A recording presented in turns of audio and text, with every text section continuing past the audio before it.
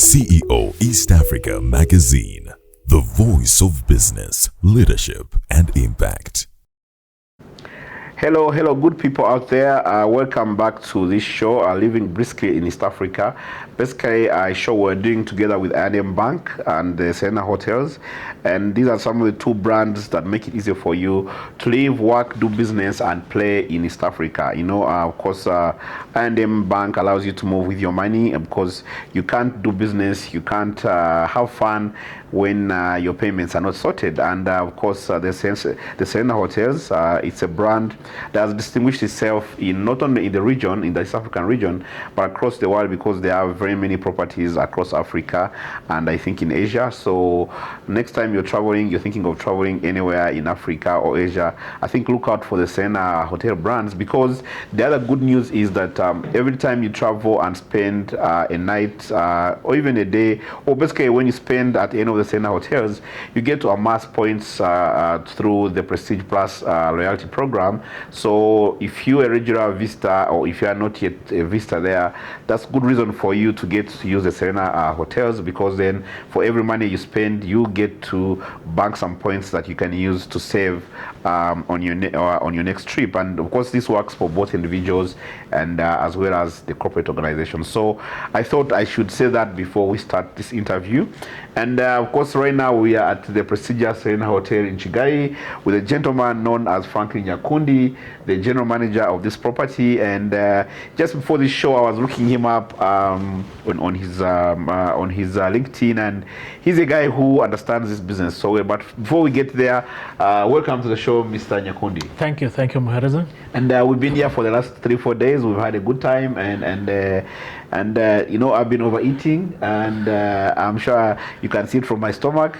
So today I decided I'm going to punish myself. I will not eat breakfast, not because really I'm trying to diet, because I want to eat a lot of food at lunchtime. Oh, excellent. Okay, great. So maybe before we dig deep into the interview, let's first get to understand you. I know you've been in this industry for quite some time. Can you walk us through your journey, how it all started? Thank you very much, Muhereza. It's a pleasure to have you here at Kigali Serena, and to have me on the show. I'm glad to note that you're having a good time and you have enjoyed. I don't think you should starve yourself. We have a gym that you can always go and shed off some of what you've taken in. So going back to your question, which is how my journey has been with the industry, I have only worked with one employer as far as hotel business is concerned. Okay. I do not know whether that is a good thing or it's a bad thing, so to speak. When I left straight from college back in the year 2006, I started off, from a management trainee position. Okay.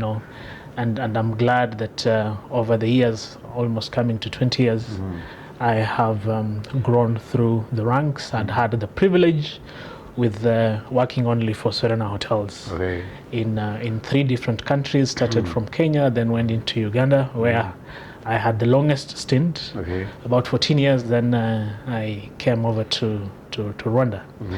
Back in Kenya, when I started as a trainee, management trainee, then I went and worked into the lodges, into the resorts, before coming to Kigali, where I had my first stint working in Kampala Serena Hotel as a rooms division manager, and then crossed over to Lake Victoria Serena Golf Resort, the prestigious Lake Victoria Serena Golf Resort, famously known as Chigo, where I had the privilege to lead, the opening of the golf course during the construction phase, and up to the time that we opened that facility to be the 18-hole golf championship course.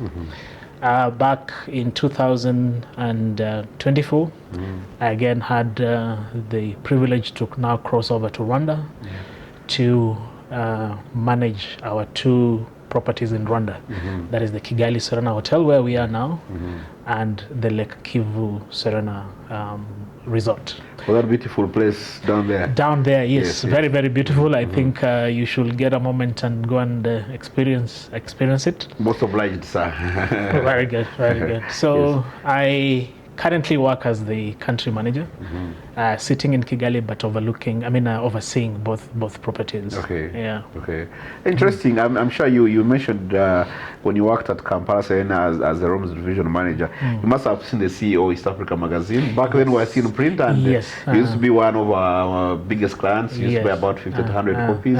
So we used to love to earn that check from you guys whenever it came. Excellent. Yeah, thanks for the support at the time. So you've been through this whole. Did you actually, when you started working, did you, as a child going through high school, did you always want to work in the hotel industry, or you just found yourself there? It's a very interesting story for me. I went through, as a child, you go through many phases of what you want to be. And in high school, I had this passion of being a lawyer. And it was so deep in me to a point where we even formed a law club in high school, which I was the pioneer. Yeah. But then the industry came knocking through a neighbor who was very passionate about the industry, and more so about the Kenya Hotel College. So through the many years in high school, every time she will be talking about a college known as Utalii, and that propels you to the industry, and you get to travel the world and all that. So that is how I got to know and I was introduced to the industry. So as I finished my high school, then I said, this Kenya Hotel College sounds very interesting. And it was interesting because this lady kept on failing to secure an admission to Utalii, because they had what they call the quota system. So they would take a certain number of students, again because of the very highly specialized training that they gave, which I came to learn once I joined the college. So immediately after my fourth year in high school, the next phase was to university, and then one day I'm going through the newspapers, I see an advert on to Kenya Hotel College, and just looked, and I said, well, there is a course here written hotel management that I can do, and that is how I got into the industry, applied and was admitted, and then did my four years of training in hotel management, and from there joined now the industry with Serena Hotel. And while at it, as the years progressed, the passion increased, and that is how I got to be introduced to the industry, and I've never looked back. And I think the moment I joined Utalii, the passion of being a lawyer disappeared. So you didn't go to university, you just went straight to Utalii? Yes, I went straight to Utalii. The course that we did, which is hotel management course, was a very intense program, taking 4 years of training with 3 phases of industrial training as well. And so by the time you come out, you are very ready to to take the industry head on.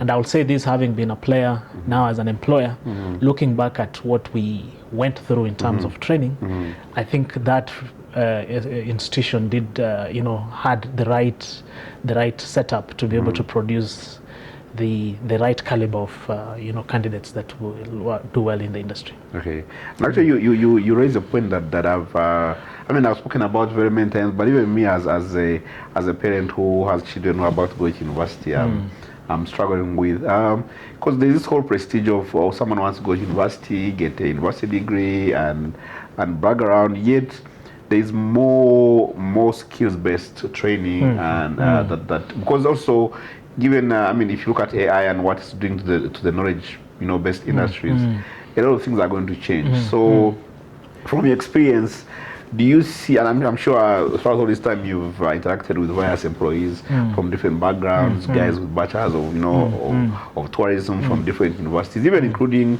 out of Uganda, maybe out of the region. What's your experience like looking at all these guys from the different backgrounds and comparing to what you went through as a student, but also I believe you also gotten to work with some of the employees from Utali and maybe another similar colleges in the region, if at all they are there.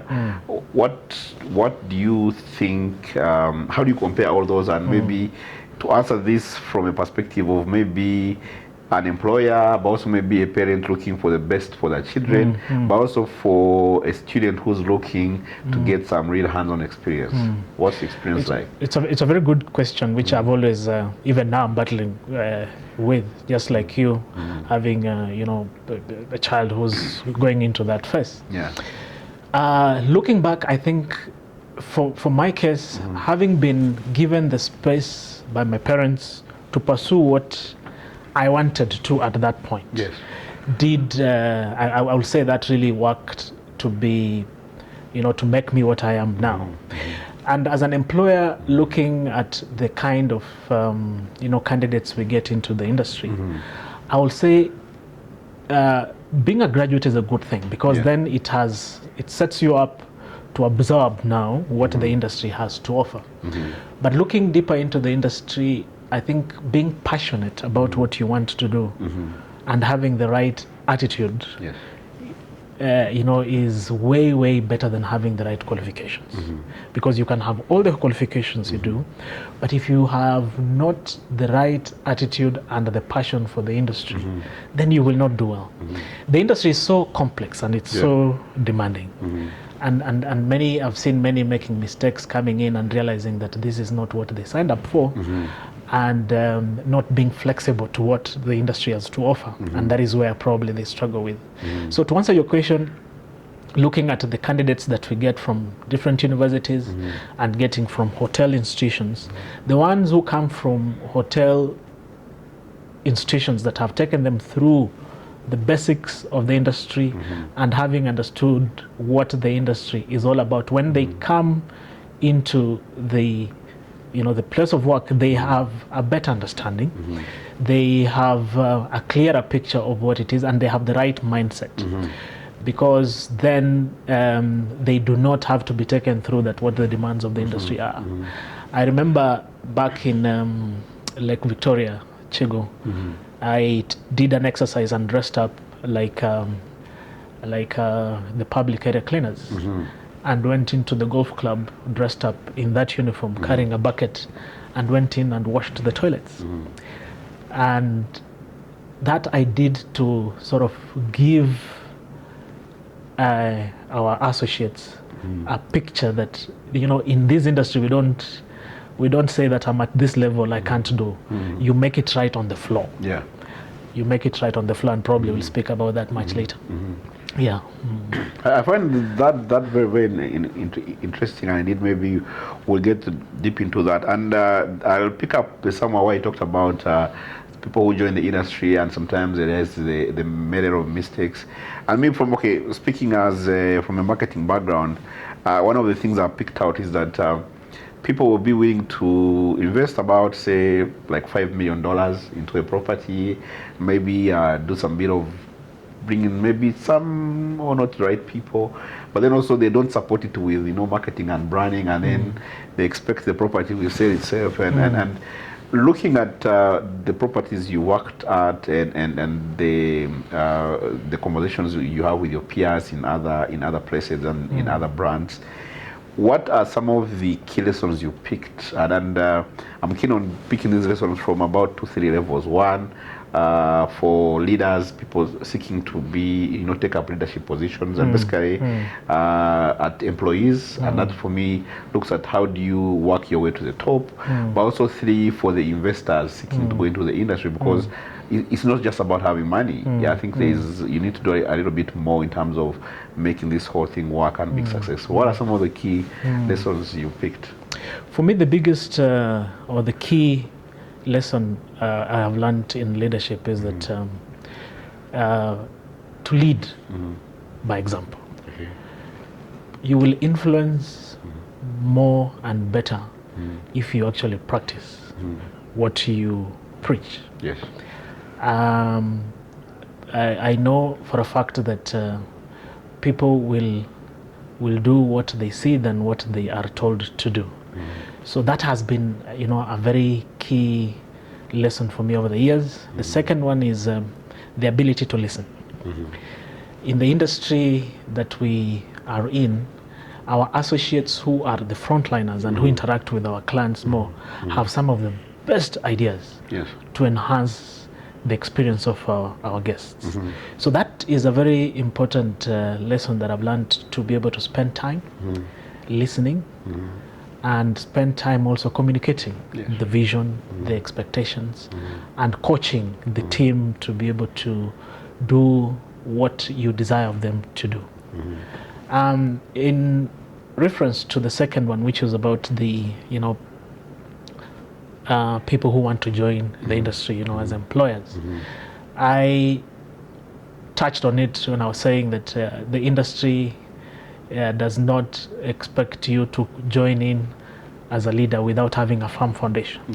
And the foundation in this case is being on the floor. Growing your way up. You do not start from up and then learn what you are supposed to be experiencing. And that is why I am very, very privileged that I have had a chance to grow through the ranks from operations when I started as an assistant lodge manager in very extreme remote locations, where at that point we didn't even have mobile telephone signals, where you buy your supplies in bulk weekly. When you have a challenge in the property, you are expected to get the solution within, because you cannot call. There's no nearby town that you call someone to come and fix this for me. And that was sort of a process towards now what you will call becoming a leader with that kind of experience. So experience is very key. And now moving to the third sphere, which you asked about as investors who put up the facility. It also comes with that level of understanding that the software, which is the people, will either make or break your investment. So spending time, spending resources in making sure that you create the right environment for the people to produce, and make sure that they create experiences for your clients that will go a long way in making sure that you get return on investment. I would have asked you that what are some of the commonest mistakes that investors make, but I don't know, since you've had one employer all throughout, you may stand the risk of talking about your employer, but we keep that question for later maybe. But one of the things that has struck me at the different Serena properties I've been at, like, it seems like it's everybody's responsibility to greet you. Like, everybody, even from the people you least expect, the cleaners, everybody greets you. And I saw this in Kampala, in here Kigali, in Nairobi. What's the secret? What do you tell these guys about the importance of greeting? I would love to sit in your briefing room and see what happens there. Yeah, I think this being a public engagement, I know you're testing me to try and spill our secret sauce, but it's a good question.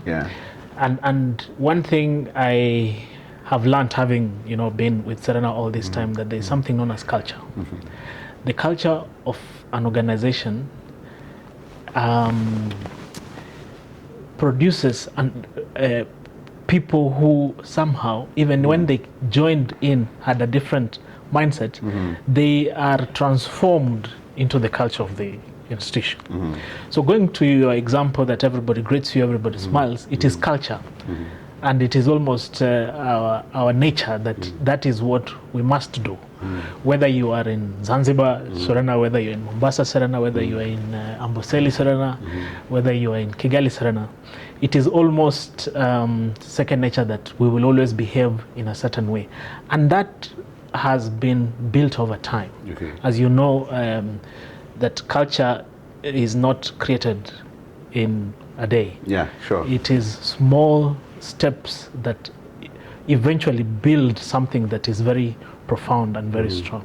So it is the culture of Serena that we will do certain ways. I mean, we'll do certain things in a certain way, and eventually we find ourselves having what you're referring to now. Interesting. I mean, you do you remember certain? I mean, you talked of working in the lodges, in far-flung locations, and that it got me thinking that some employees, especially our urban Gen Zs, like taking them to get out of the city to go and work.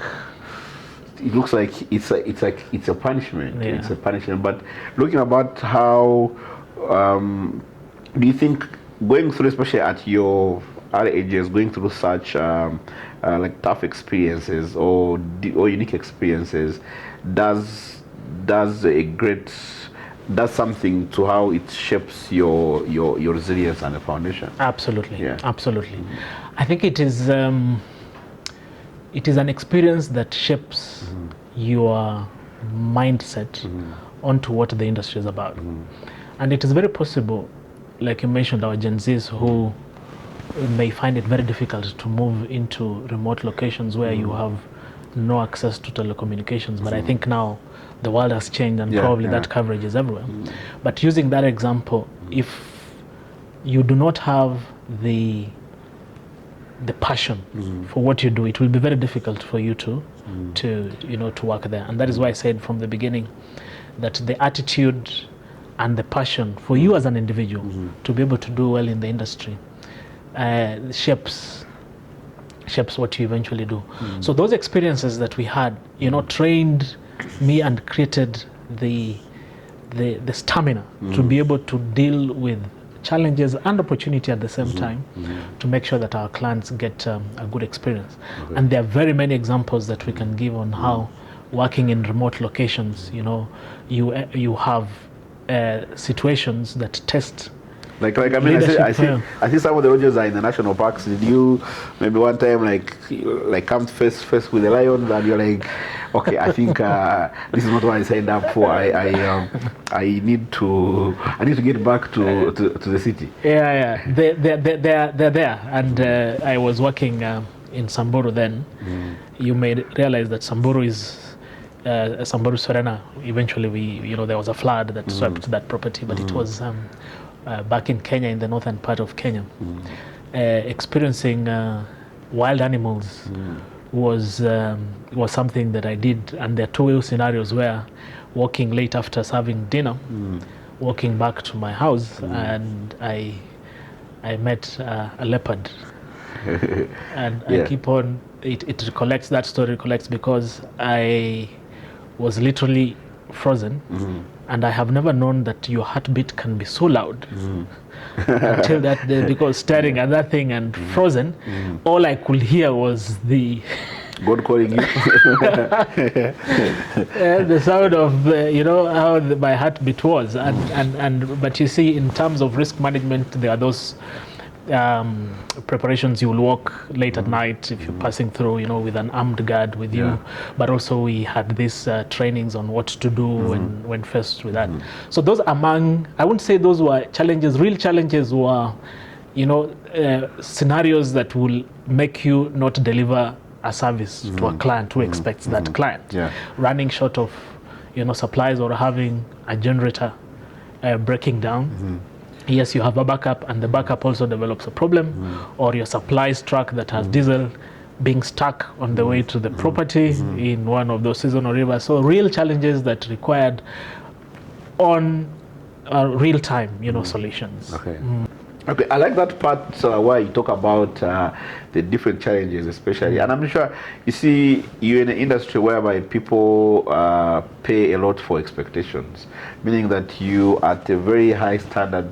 People expect a lot from you, and I think rising through this, especially as a manager, you almost like the buck stops with you, especially when things are not going right as expected. I just want to hear about what have this taught you about.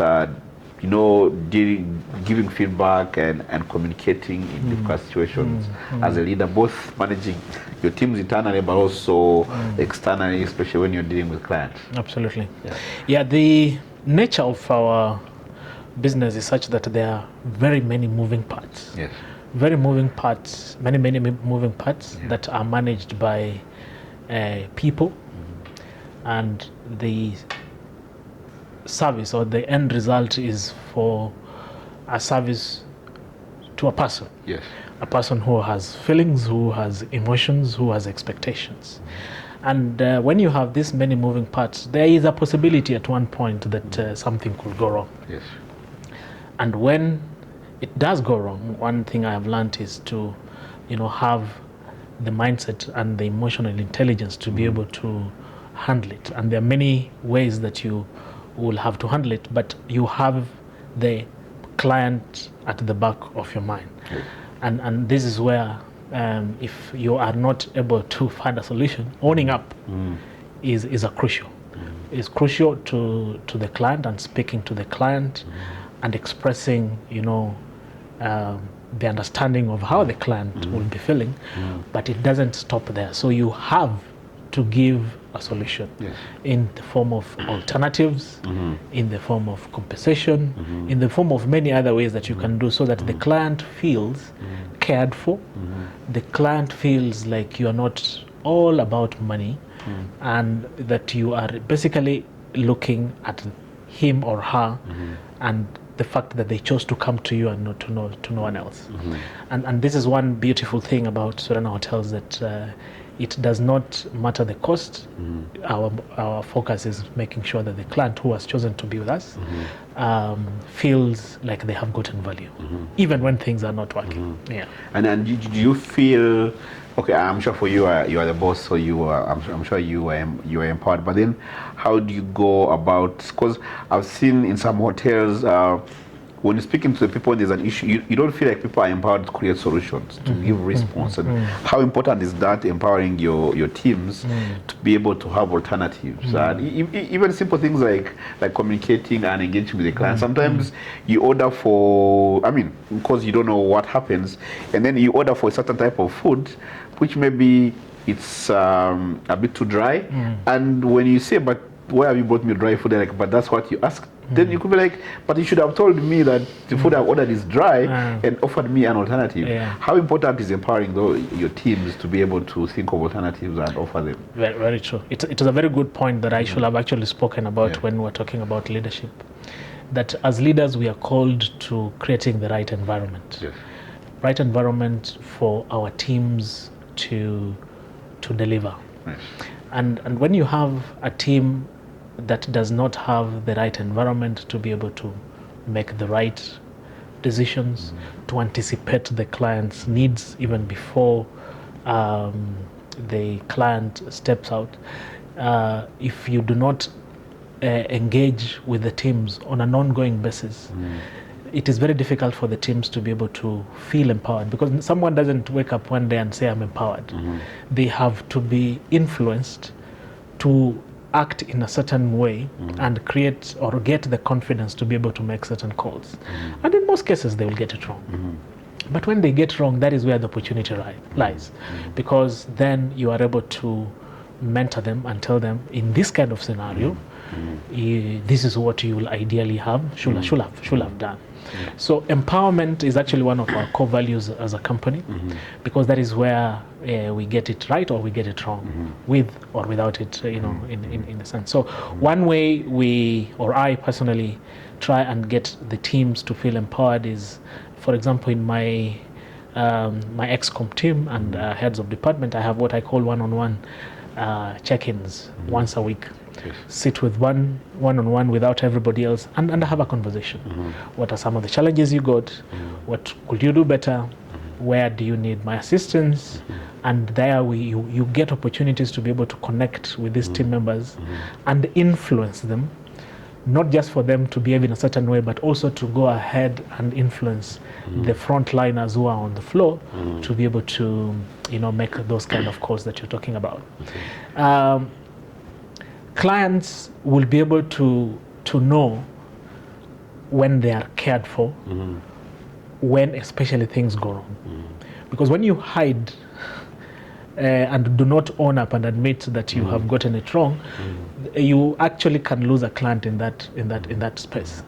And we do trainings with case studies, with scenarios to our associates in terms of, in the event something goes wrong, the crime is not in the thing going wrong, but it is in not providing a solution to a client. So a lot of trainings, a lot of communications, a lot of mentorship sessions really create where we either lose it or where we get it. Okay. Because I was going to ask you about how important is for people to take accountability and ownership, both where things go wrong and where things go right. But I think you've touched a bit of it. And in my marketing background, one of the things if you ask me, one of the things I took out most was that we often do not appreciate the importance and the meaning and the weight of the word sorry. I always, so you have clients, every time there's a crisis, the first thing they go to is let's get away with covering up, let's see how to manage the media. But I have learned that sometimes when you say I'm sorry, people out there do forgive. I don't know, from your end in being in this industry, what is that one powerful or two powerful lessons about people generally? And you say this industry is about people with feelings. What are those key one or two things that you could probably have learned that you probably, it was one of that simple thing that you never expected, but this is that one simple thing where you actually found it's simple but very powerful. I'll begin with the saying the word sorry, which is an important element, and I touched on it about owning up. Yes. And communication. Because when you do not communicate to the client that I acknowledge that there is this challenge, I realize that we were supposed to give this kind of service, I am sorry we've fallen short, but then it should not end there by you being sorry. What then are you doing about it? So communication is one very, very, very important learning that I have picked, either to the associates and even to the clients that we deal with. So the other aspect, as far as our associates are concerned, and this has to do with the fact that our main role is to get the best out of everybody. We have, for example, here I lead a team of about 300 staff. These individuals all come from different backgrounds. They have been brought up differently. They experience life and look at life differently. But I always see it as an opportunity that I have 300 unique points from this whole team. So the biggest role as leaders is to try and get the best out of each person, because everybody has something to offer that is unique to that person. Interesting. Now let's talk about, and I mean, like you said, there are two properties under your care here in Kigali, and I've seen, yes, there's that part of trying to deliver a seamless service across board. But I think each and every property, given its location and the people it caters to, I think it's unique in the way you love it to be positioned or described or anything. So, starting with the Kigali Serena, if you were out there and you mentioned you've been to a number of meetings out there. So, when you were speaking about Kigali Serena, how do you pitch it to someone? Each property for Serena Hotels is unique, be it in Rwanda, in Kenya, in Tanzania, in Uganda. You always find something unique for each property. And the moment you move from one property to another, you always feel like you have a different experience. Same brand, but almost a different experience. Kigali Serena is one of those that I call my favorite in the Serena group. And I say this not because I work here at the moment, but because I have, very fond things to speak about Kigali. Being in the center of Kigali with very close proximity to the various, institutions around, be it government offices, corporate offices, embassies. Our location is one very unique location. But also when you are in the property, you almost feel like you are in a little oasis, because there's a lot of, greenery around it. I say people, there is a little forest. There you are. There you are. Yes. You almost feel like you are in an oasis and you have been cut off from everything. having an opportunity to do business and experience pleasure at the same time. So with our 148 rooms, with 2 big conference facilities, we have a ballroom and auditorium, it makes the hotel an ideal location for doing business, for doing conferences, residential conferences. And we see that whenever we have these conferences, there is a possibility of after conferences having activities within the hotel and outside the hotel that one can indulge in. And we have a beautiful spa with a gym that I encouraged you to get into at some point. I saw before we talk about the gym, leave the gym alone. I'll go to the jacuzzi first. There you are. So beautiful jacuzzi there with very spacious relaxation area, very skilled associates that we have who give you treatments from facials and body treatments to address any concerns that you have. Our dining options, the main restaurant Milima and our Sokoni restaurant, also offering very rich cuisine, both having an international touch and that local Rwandan touch into it. And as a whole, Kigali Serena is very fondly referred to as one with the best food and service in the city.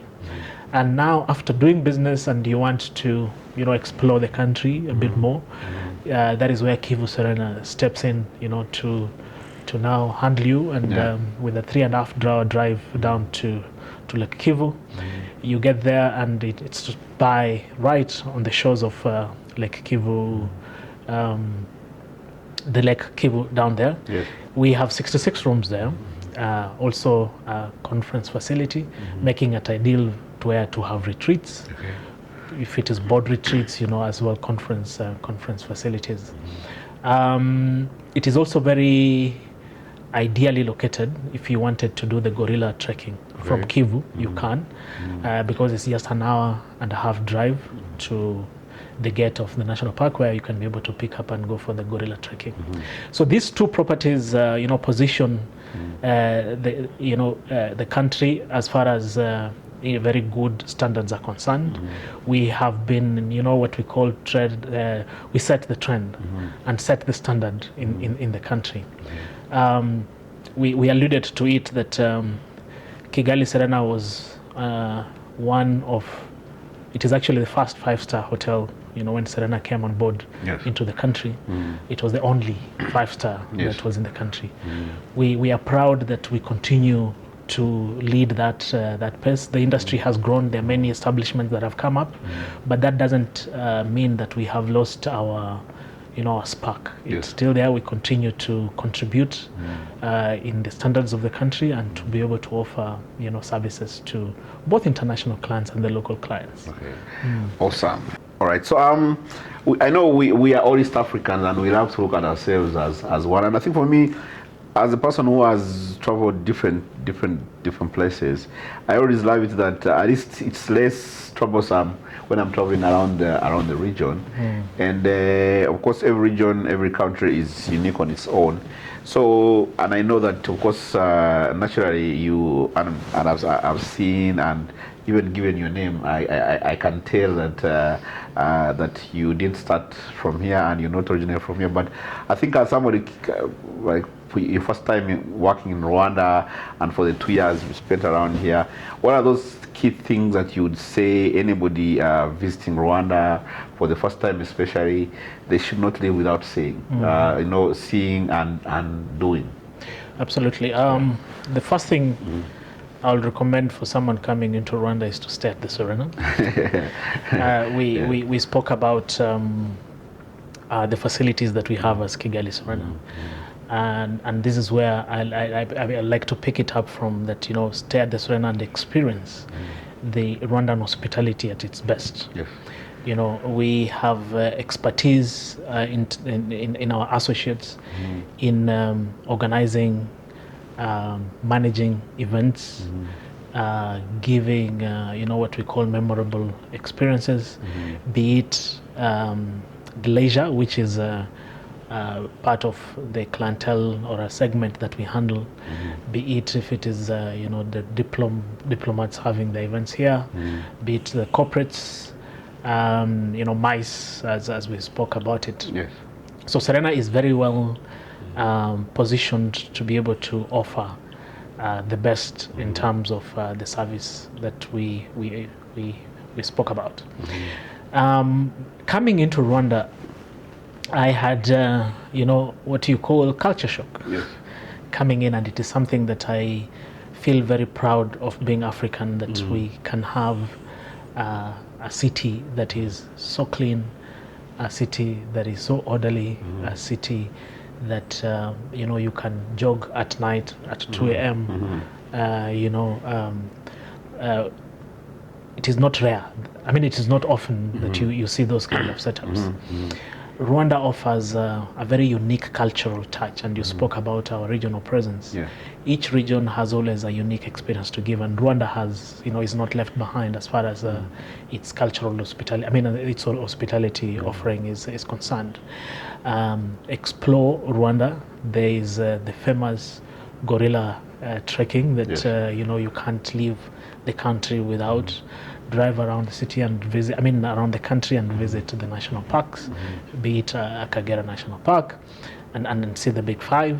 We spoke about going down to Lake Kivu, engage in water sports there, as you do business, or if it is on holiday with your family, taking a break over the weekend. Beautiful, beautiful setup to recharge and get back to business. The sceneries in Rwanda, I'm sure you've heard this popular saying that Rwanda is the land of 1,000 hills. Yes, yes. And I have tried to count, but I can't be so sure that I've reached 1,000. But it's a beautiful country, very beautiful country. The greenery, the people are, very hospitable. And positioning the country as the place to be. Okay. Yeah.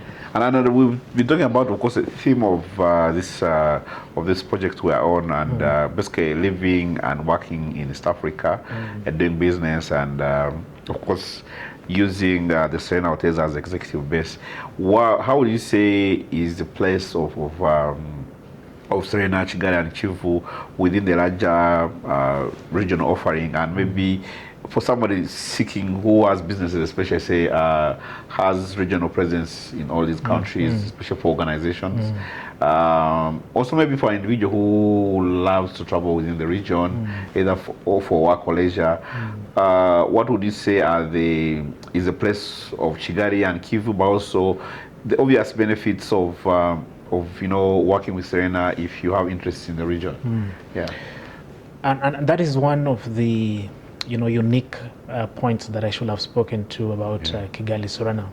In the larger portfolio of Serena Hotels in East Africa particularly, and we see a lot of corporates that have presence, again, in East Africa. Moving from one country to another and knowing that you will be able to get a certain level of standard and service when you walk into a Serena gives us one of those unique selling points. Yes. As a client, you are almost assured that you will get a certain level of service if it is a Serena. Yes.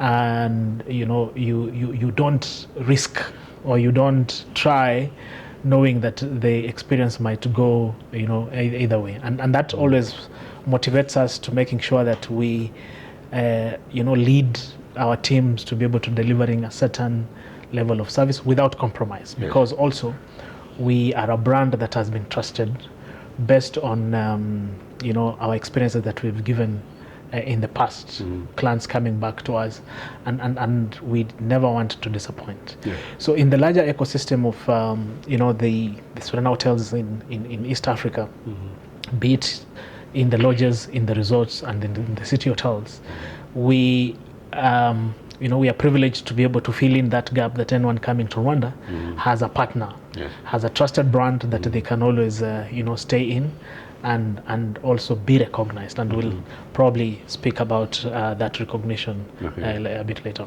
Okay. And are there benefits to say, maybe if I have presence in the region, and say we can enter into a corporate arrangement, for example. So then I know if my staff are always moving within the region and doing meetings, we get to take the benefits of, of that central buying, if I could say. Fantastic question. Yes, and we do that a lot with the companies that are referred to that have presence in the region. You are not a stranger when you move to Kigali, and when you go to Kampala, you have to start explaining who you are. We have, been able to set up agreements, contracts with companies where we give you preferential rates in all our properties where you have interest in. So you find that information already with all the countries. So as you book, it is already known. You are even aware that this is what I'll be able to get when I go to Nairobi, when I go to Dar es Salaam, when I go to Kigali, and when I go to Polana and Kampala. Okay. Yeah. Is there like a number you could say on average? Say you get to save like 20% or 10% on average if you go sign up for that regional product. Absolutely. Whenever we sign up for the region, we discount our rates. The percentage could vary, and you actually were spot on when you mentioned the two numbers, 20 and 10, depending on, it's always dependent on how many properties you sign and the volume that is brought in. Okay. But at face value, from our rack rates, you get more than 20 to 30% if you're just signing up, and then it spills over to the rest of the properties. Okay. And when I was in Nairobi, Mr. Chege did, before we went deep into our conversations, he already sold me the Prestige Club, and I was able to download the app and pay and everything. But and I'm still trying to find my way around it on how to take the best advantage of it. But and I see it prominent and displayed in the different properties.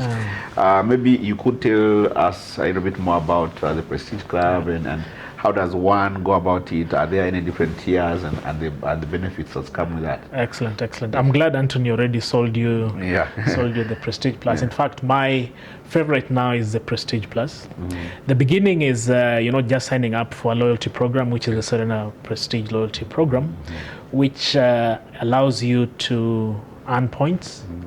And as you earn those points, you also have an opportunity to redeem these points for services ranging from accommodation, F&B, and there are different tiers that you spoke. We have the classic, we have the gold and platinum, which comes with your level of spending or your level of earning points before you move to the next tier. Having spoken about the Prestige Plus, paying that fee of $95 for 12 months, and then having this huge discounts, in my opinion, that when you come to a restaurant, you're a couple and you only get to pay for one. If you're 3, you get a 33% discount. If you're 4, you get 25% discount, and goes on. Then if you're going into the treatments, Maisha, or your laundry, doing your suits, wherever you are, you get a 15% discount. What I believe is that this is a demonstration from Serena in terms of valuing and recognizing our clients who have continuously chosen to patronize ourselves, and it is what I call it's a partnership. We are not in business, but we're in a partnership with our clients. Okay. And from experience, and by the way, you talked about platinum, and I thought I should say this in case you guys are wondering where we're seated. We are seated in the presidential suite of I think it's the only one here. And I was told at just a small fee, about 4,000 USD, and you can get to enjoy this huge property. It's almost like half the floor. And having toured the property, I left very inspired, and I need to go and save up some money. And one day I will come and stay in this property, and I will enjoy all the benefits. So as you can see in the background, and I know we'll be running some bit of pictures from this particular suite. It's very, very presidential, and I hope you get to experience it. And as just related to that, I was going to talk about, and I know that in Kampala there is the people we call the big man or the CEO, and from experience, usually when he is going to meet somebody, let's say after work at Serena, and for the big men, there's always people wanting to meet them. So they'll tend to say maybe he has 5 meetings, so he asks all the 5 people to come, and he can meet them in a row. And I know that with this Prestige Plus, you can be able to save on all those different bills.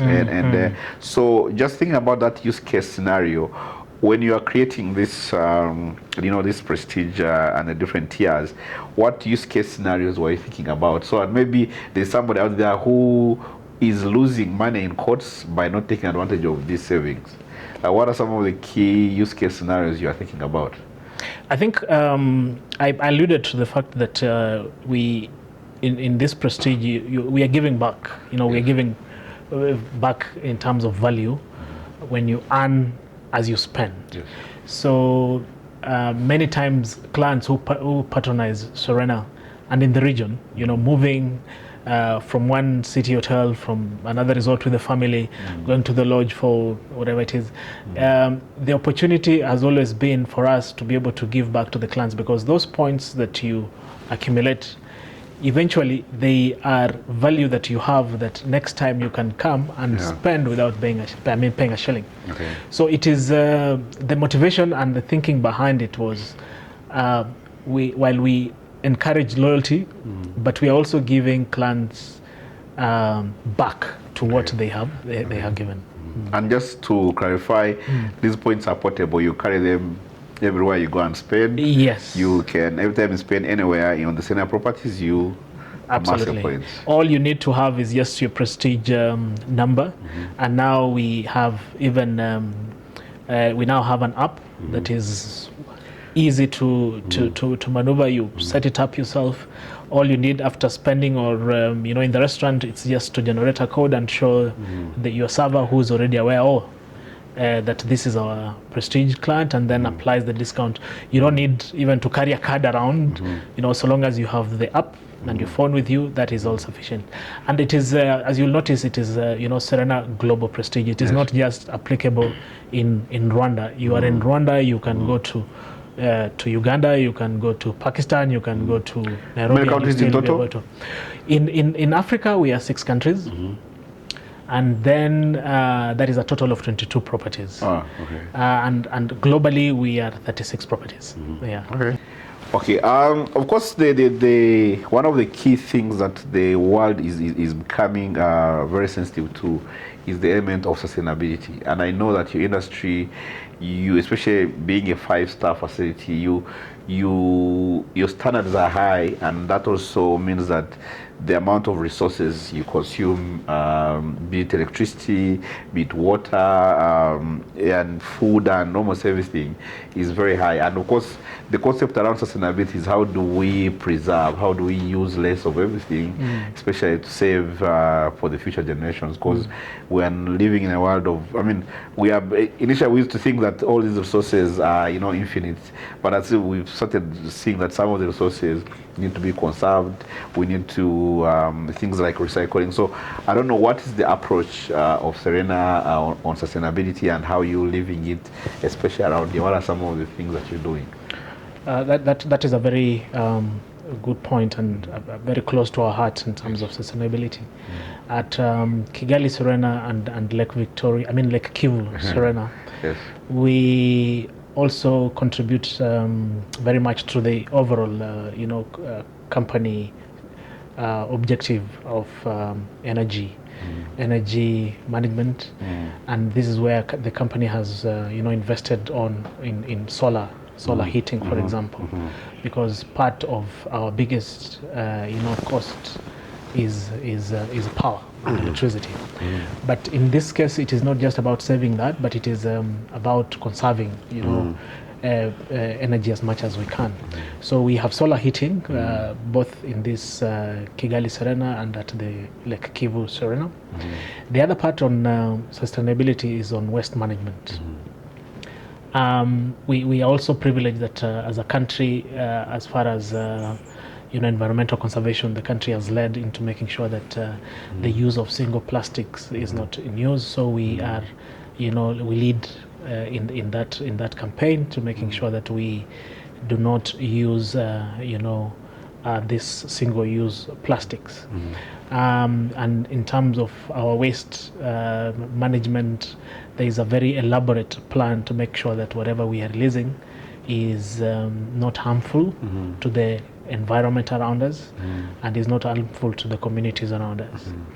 And talking about communities also, we pride ourselves in working very closely with the communities, empowering them, buying from them, providing employment opportunities to the community around us. And we always have what we call a farmers market once a year here, where we provide the space. They come and exhibit what products they have, and these are from the local communities, not the big corporations per se. The other initiative that Kigali Serena and Lake Kivu have continuously done is on tree planting. Every year we commit to planting more than 3,000 trees, and we work with the communities around us to make sure that when we plant, they look after those trees until fruition.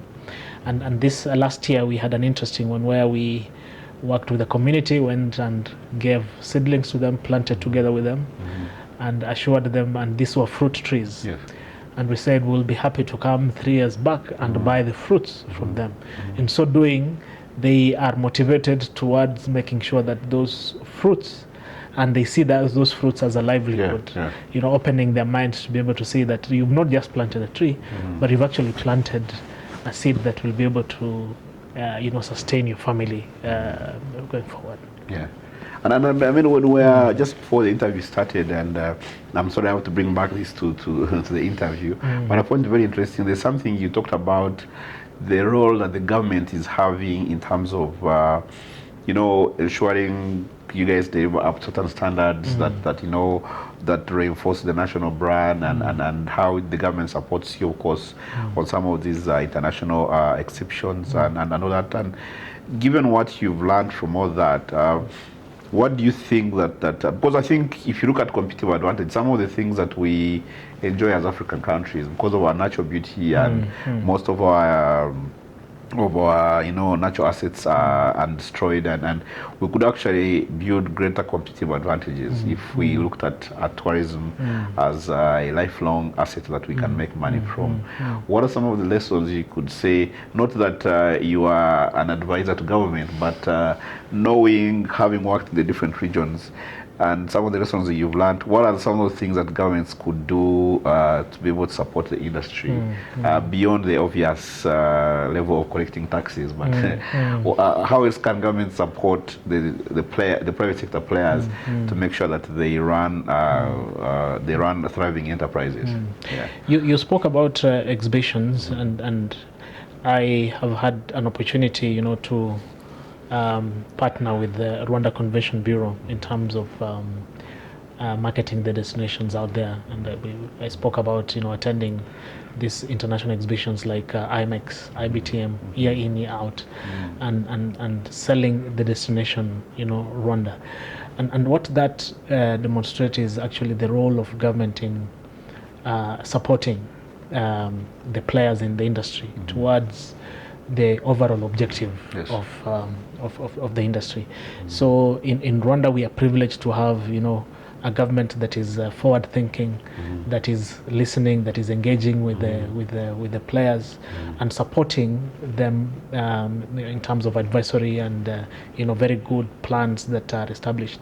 It becomes very easy when you go out there to be able to sell the destination, because a lot has gone into making this a working economy and destination that is very vibrant, that speaks to the world about the initiatives on Visit Rwanda, be through Arsenal, through PSG. It is a fantastic initiative, and this is all because of the government that has really come forward and placed the importance of working with the private sector in delivering the dream for the country. And when I was meeting, out there, one of the things that we know about Rwanda is its approach to embracing technology. And speaking to some of the leaders, I think that came out strongly, especially in terms of being able to create the right environment for technology to work. But also you as the Serena Hotels, how do you approach the element of technology, and how does it help you in delivering a better customer experience? Yeah. When I look back about the 2 decades, I've actually didn't realize that it's been 2 decades in the industry. When 20 years ago and where we are now, we've seen the industry has evolved big time. And one big area that the industry has evolved is on technology. We now have the this big opportunity on artificial intelligence, which is definitely impacting the way we do business, impacting the way we serve our clients, and that remains still a big opportunity that going forward, without technology or without the know-how on technology, we might find it very difficult to be able to continue to do business. You have a client seated somewhere, and I spoke about having the Serena app. You can be in the UK and you have the app and you can make your booking without having any interface or without writing an email to an agent to book your room, but you are able just to book, and it communicates direct to a booking engine, and the booking is there, and you get a confirmation back to you, in real time. So technology is something that we must keep abreast with, as not just as Serena, but as an industry. And I'm proud to say that Serena has kept that objective as a key focus point on technology, and tapping into technology towards making sure that we enhance the guest experience. Okay. And this is a question for anyone seeking to work with the Serena brands. And I guess that most of our education institutions are not running as fast when it comes to catching up with technology. But also the beauty with technology is that there's a lot of basically there's a lot of things out there that anyone can teach themselves without necessarily having to go to school. So I see more and more workplaces nowadays asking more about what can you do instead of what you studied. If I was a student or a potential employee of yours who's seeking to come and work at Serena, what are are there some things you could say I need to start teaching myself so that when I sit in the interview room, I stand out being better than other people? It's an interesting one, and probably when we started, I touched on it that as an individual, there's something special about you. What is special about you? The industry is looking for opportunities to create memorable experiences for clients. We spoke about having the right attitude in the industry, having the flexibility, and having the passion for the industry. The other day I was speaking to a colleague who works in a hospital, and they needed to make a decision on two of their associates who needed to be considered for promotion. In terms of output, both of them fantastic. In terms of qualifications, fantastic. They got to a point where they could either close an eye and choose on one. But one thing stood out on the other one, flexibility. They chose the different one. The one they chose is because that gentleman is very flexible. Flexibility in the sense that you don't look at the time and say it's my time to go home and leave a client stranded because your time is up. And that is where all these others come into play. How passionate are you? How flexible are you? What kind of mindset do you have? So the industry is meant for those kind of people. Wanting to join and come into the industry, yes, it is a prestigious, yes, you'll meet different caliber of people, but then what is it about you that makes you resilient to work in the industry, that shows that you have the passion, the drive, the right mindset and attitude towards to work in the industry? Because it is a complex, it's a complex industry, and I spoke about it being, there are many processes. They are systems, but processes and systems require people to make them work. Now, if you have people who do not have the passion, those processes will fail. If you have people who are not motivated, and we speak about self-motivation, and many people have different explanation as to what that means, those processes will not work. We know that the industry is run by people for people and owned by people. So that is why that software becomes a very important. Right. Okay, you know, many of the people who are our ardent followers and readers are your middle level, mid to high level executives and who are thinking of, you know, of career change and, you know, and switches, but also parents who have children and they are trying to identify what are some of the in-market careers. And I just realized that we don't understand much about the hospitality industry. And I believe beyond the CFO and maybe the general manager and the CEO, what are some of those rewarding like careers within the industry that perhaps we guys don't know about, but from where you sit, these are the careers, the kind of jobs that are giving you trouble trying to fill and retain, so that maybe to help anyone preparing to work in the industry now and over the next 5 to 10 years, they ought to be preparing for? Let me take you back to when I joined Kenya Utalii College, having now changed my focus from being a lawyer to being, you know, going into hotel business. Back home in the village, people spoke, and almost it got into my parents because of the feedback that she was getting, that now you are taking your son, especially, you know, being a boy, that you're taking a boy to go and cook. You know, that was the understanding. Yes, I was yes. going into hotel school, and you know, those vibandas that we have back in the village are just about cooking. and you know, your typical hotels in the village. yes. So I thank God that it didn't get into my parents, and it didn't eventually get to me, because or in time. in time, yes, as well, because the perception, which is a wrong perception, is that hotels are about just cooking, and beyond cooking, if they stretch, they're thinking a bit more about washing toilets. Which is a very unfortunate thinking, because we want to believe a hotel as being, you know, people have made careers.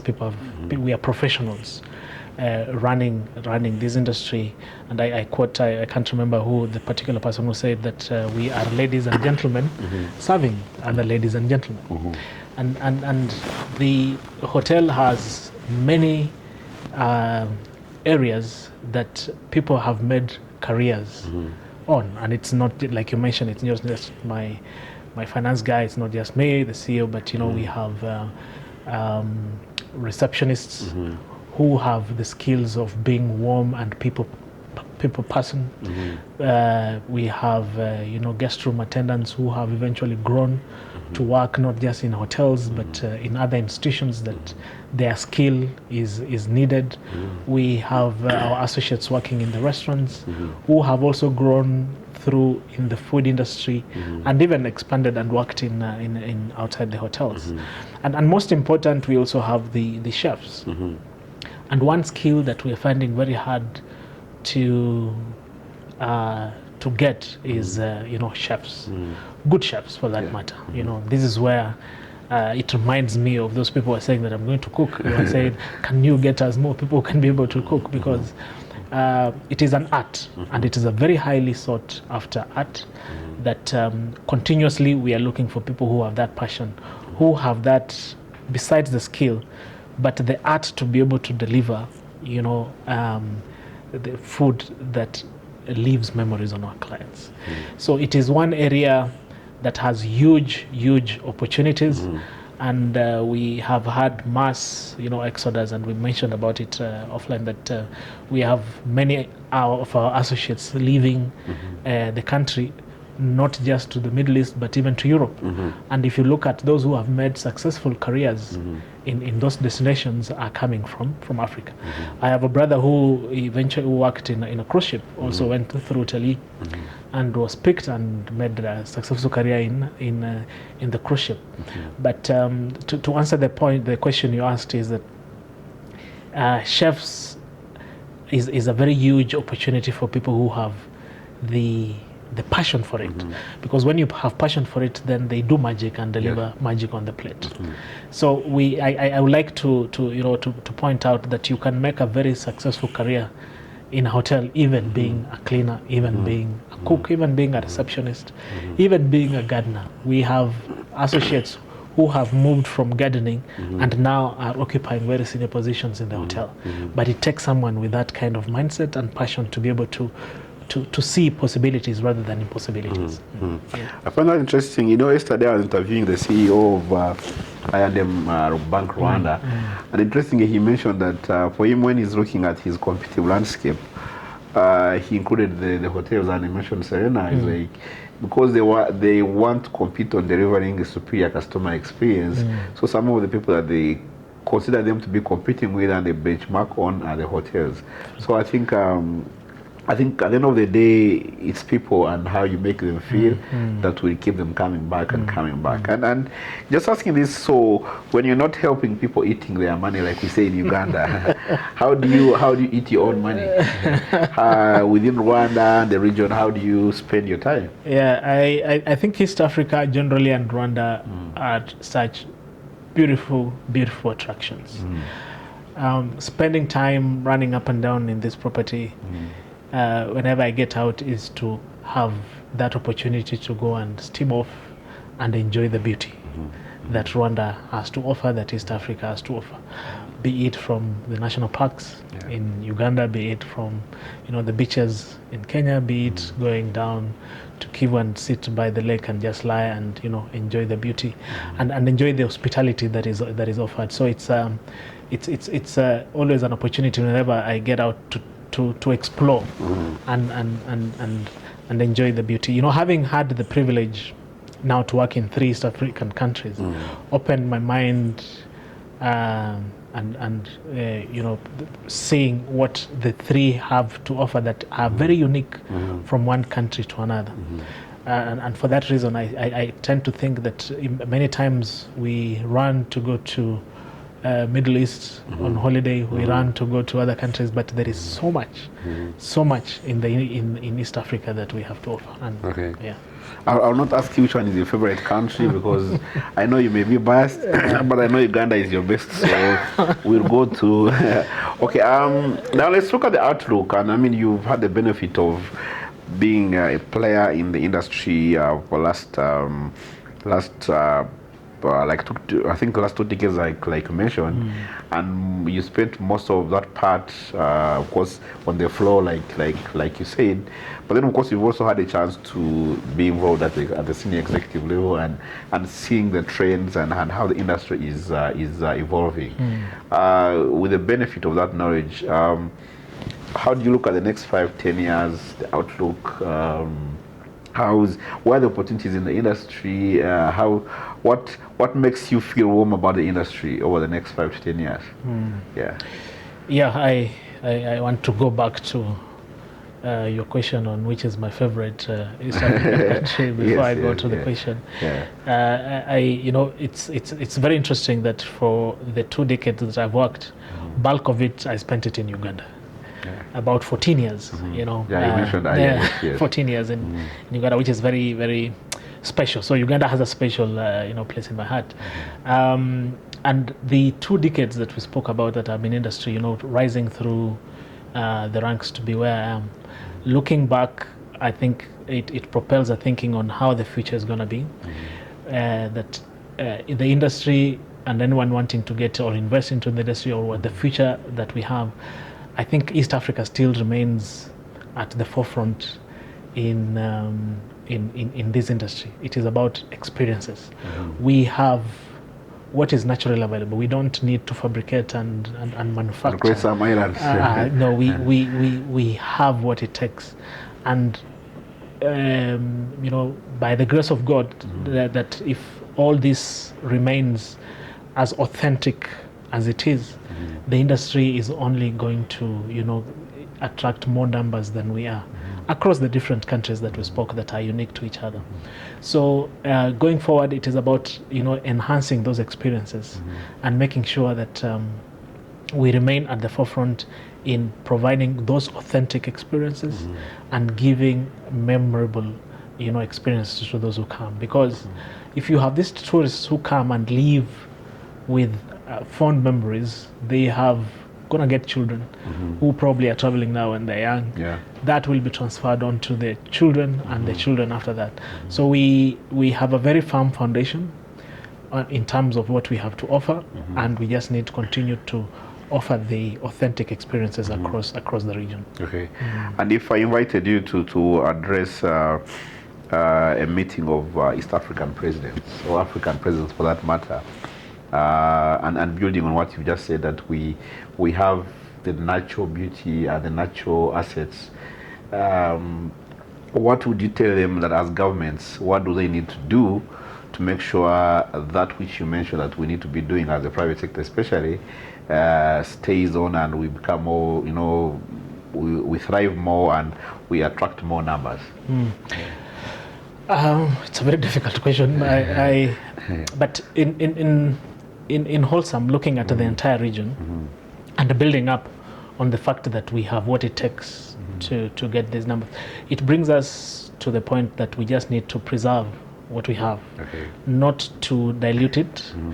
And most importantly, if we can build this block that we make it very easy for whoever comes into the, a tourist coming in, and I know there have been those conversations around the single visa for the region, visa, yes. and having movement for tourists, making it very easy for them to experience the gorillas in Rwanda, to experience the beaches in Kenya, all that. So if we can be able to build up on the uniqueness that we have in each region, to make sure that we sell the block as one.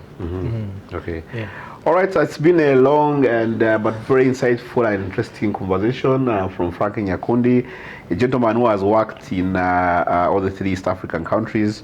I'm hoping that your next destination is Tanzania, so that when I eventually become the president of East Africa, I can comfortably make you the minister of tourism, because you've had a chance, But on the most serious note, I think it was very, very enriching, and I hope the different players, and I love the fact that we touched the different aspects of, the students, the parents, the investors, the leaders in the industry, and of course, building on the insights you picked from working for the Serena brands, and what is it that people can be able to consume. So for me, I can't wait to share this interview with our readers and our viewers, because it's very, very enriching. And certainly I hope to be back for another conversation. And I know you guys who will be watching this, we'll be heading out to the Kivu very soon, and in case you can't hear from us, just know we're enjoying. It's always a pleasure to to travel around East Africa and share these experiences, and looking forward to the next episode of the Living Briskly in East Africa with I&M Bank, the guys that make it easy to carry along our money, not in bulk but in soft copy, if I could say. And then of course the Serena Hotels that give us those calm nights after the long work days, and of course the beautiful experiences within the different capitals of East Africa and Africa and globally, as you've had. See you on the next episode. Yes. Thank you very much. And thank you very much. Yeah, thank you too. Yeah, cool. If we were supposed to play, I don't play I don't play chess, but I'm sure that should have been a point where we say checkmate, where we end the interview. But which one is it? This is the queen or the king? That is the queen. Okay. So the king is this one. Yes, the king is this one. So when the game ends is when you say checkmate is when? Now I also don't play chess very well. Okay. So I don't want to make a fool of myself. Okay. But we can just say checkmate. The rest will sort itself out there. All right, thanks a lot. It was great having you. Thank you Thanks for giving us a great time in Kigali, and we look forward to being back. Brilliant. Welcome back. Thank you. Okay. Follow CEO East Africa Magazine across all our digital platforms and stay connected to the conversations shaping business, leadership, and impact in Africa.